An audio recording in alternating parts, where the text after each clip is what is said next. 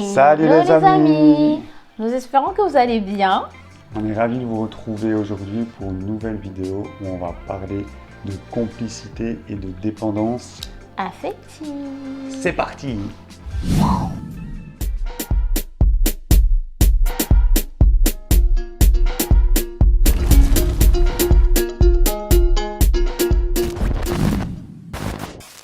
Alors, tout d'abord, définissons ce qu'est la dépendance affective. Ces temps-ci, on entend parler souvent de dépendance affective, comment s'en libérer. Alors, la dépendance affective peut être définie comme un fort besoin d'affection de l'autre, quitte à même négliger sa propre personne.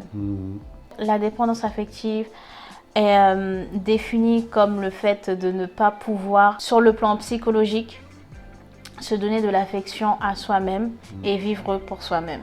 Ok, avec cette définition, ça nous en dit un peu plus, mais comment détecter ces pathologies, ces signes?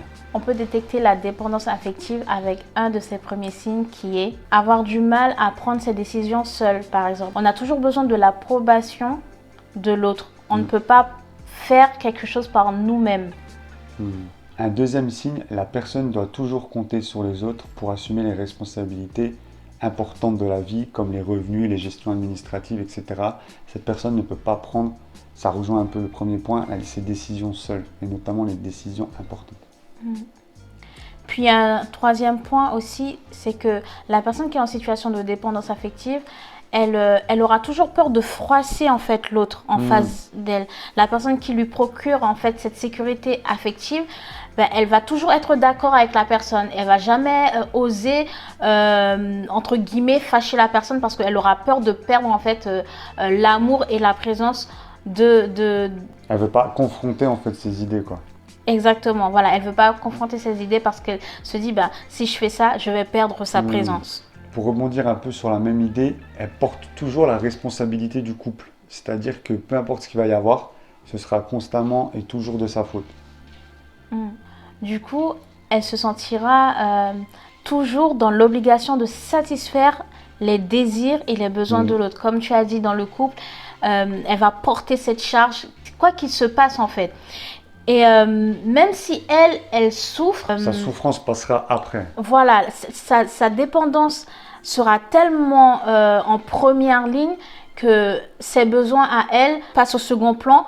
Mais par contre, le besoin affectif, de se sentir aimé, de se sentir important pour quelqu'un, passera toujours en premier. Même si sur les autres plans, elle souffre. Et du coup, ça la rendra incapable de poser ses propres limites, de dire maintenant là c'est trop, stop. L'important pour elle, c'est que l'autre ne lui tourne pas le dos et qu'elle ait toujours son approbation. Et la personne qui est dans cet état, entre guillemets, pathologique, c'est vraiment un cercle vicieux. Parce que non seulement ça peut se produire dans son couple, mais ça peut aussi se produire dans les relations amicales, dans les relations familiales. C'est une personne, si elle identifie pas que voilà, elle a une dépendance affective, elle va reproduire le même schéma dans toute relation qu'elle aura. Et au final, elle va se détruire parce qu'une personne qui est en dépendance affective, on ne dit pas qu'il faut pas avoir de l'amour, mais à un moment où cet amour-là, tu ne l'as pas pour toi-même, ça devient problématique.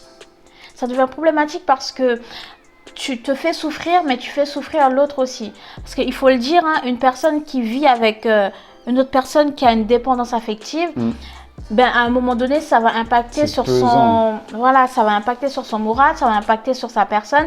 Parce que, imagine, la personne en dépendance affective, si au bout de, par exemple, 1 heure, elle ne reçoit pas de message, elle va se dire...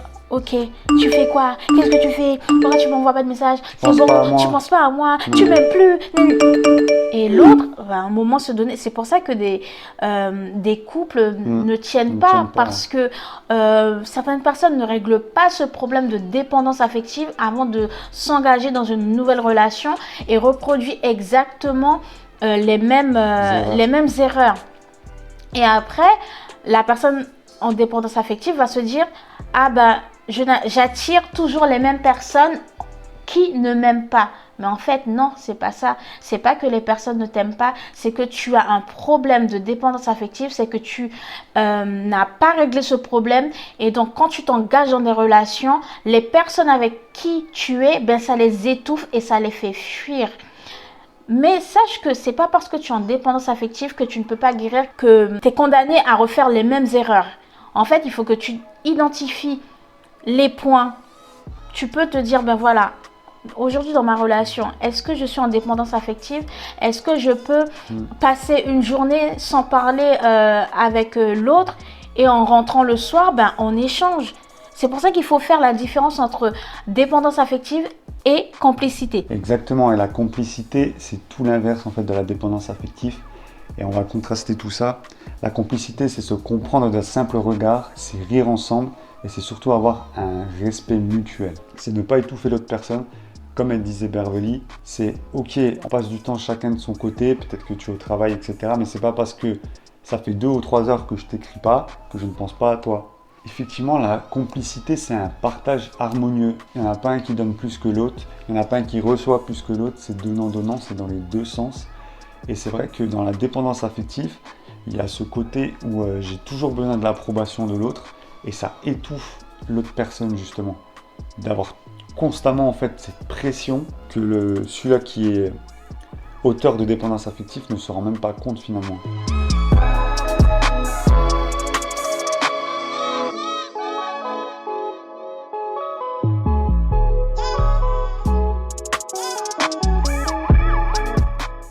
C'est ça.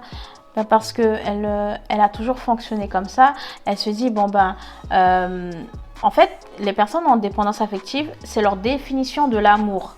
Si tu m'aimes, tu dois me donner toute l'attention. Voilà, toute l'attention et aussi tu dois être le garant de tout. En fait, non, l'amour, on s'aime, oui, mais chacun aussi a son amour propre, si je peux le dire. Non, tu vois, ton amour propre et l'amour que tu portes à l'autre, en fait, doit être distinct. Ça ne doit pas faire qu'un seul bloc et que tout soit entre les mains de l'autre personne. C'est pour ça qu'il y a une citation qui dit que, tu vois, pour donner de l'amour, il faut d'abord s'aimer soi-même. Et le problème des personnes qui sont en dépendance affective, bien évidemment, on vous dit ça avec amour, on n'est pas dans l'accusation. C'est vraiment pour vous faire prendre conscience que plus vous allez continuer dans ce schéma-là et plus vous allez vous faire mal. Et oui, c'est pas facile de sortir de la dépendance affective. J'ai été moi-même dépendante affectivement dans mes relations parce que pour moi, lorsque j'aimais une personne, il fallait absolument que cette personne soit, waouh, voilà, que je sois, même si moi je souffrais, même si mon cœur était en miettes, mais il faut que la personne soit bien, il faut que la personne, puisque je veux mettre la personne bien évidemment, il faut que la personne me donne toute son attention. Vous voyez le truc? Et très souvent, quand on fouille un peu, on se rend compte en fait que les problèmes de dépendance affective proviennent de l'enfance. C'est notamment ton cas parce que tu as grandi sans père et que forcément aussi ça a joué sur les relations qu'elle a pu avoir. J'ai grandi sans mon père et avec ma mère, on n'avait pas une relation voilà, tip-top. Et donc, pour moi, je me disais que si tu vois, je suis en couple ou si tu vois dans une relation amicale avec quiconque, je me disais, je dois donner de ma personne et en échange, comme je donne de ma personne, comme je l'ai dit tout à l'heure, ben, l'autre personne doit voir ça et doit me... Tu vois, doit me soutenir affectivement.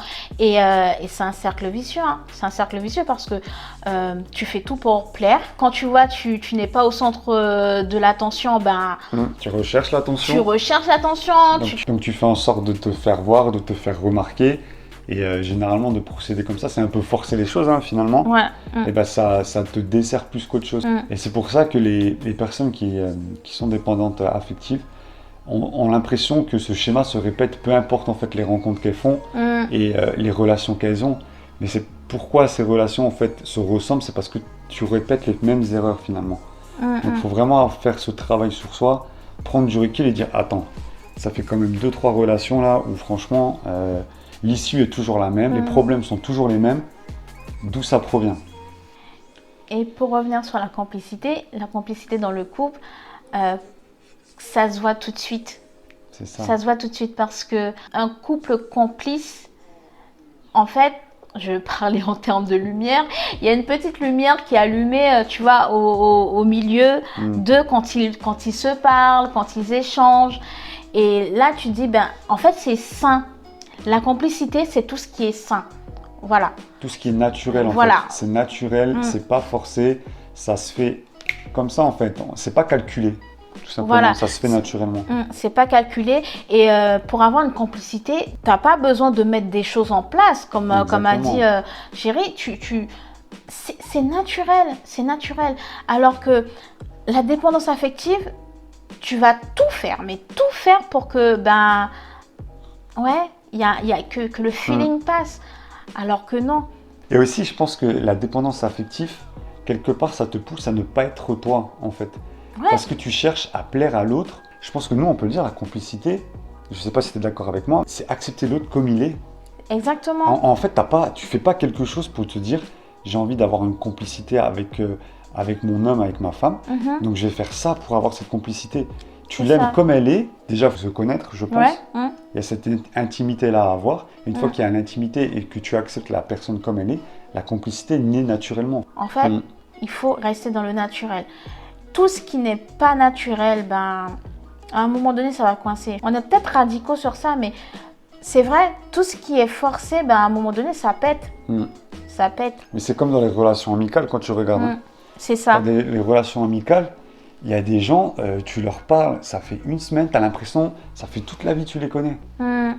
Et il y en a d'autres, justement, à l'inverse, où tu parles avec, mais tu n'as pas d'affinité. Ben, c'est comme ça. C'est comme ça. Les choses sont faites comme ça, et puis voilà. Donc pour conclure, vraiment, prenez le temps d'analyser vos relations, que ce soit sur le plan, comme on a dit, amical, familial, amoureuse. Prenez le temps vraiment de analyser est-ce que cette relation m'épuise? Est-ce que cette relation, elle me donne du peps? Est-ce que cette relation, ben, quand j'y pense, en fait, je vois que c'est du forcé. Parfois, il vaut mieux se mettre à part, réfléchir, que de continuer pour ensuite foncer dans un mur et se dire, ben mince, si j'avais su, j'aurais dû arrêter plus tôt. C'est clair. On espère que cette vidéo vous aidera, t'aidera toi personnellement.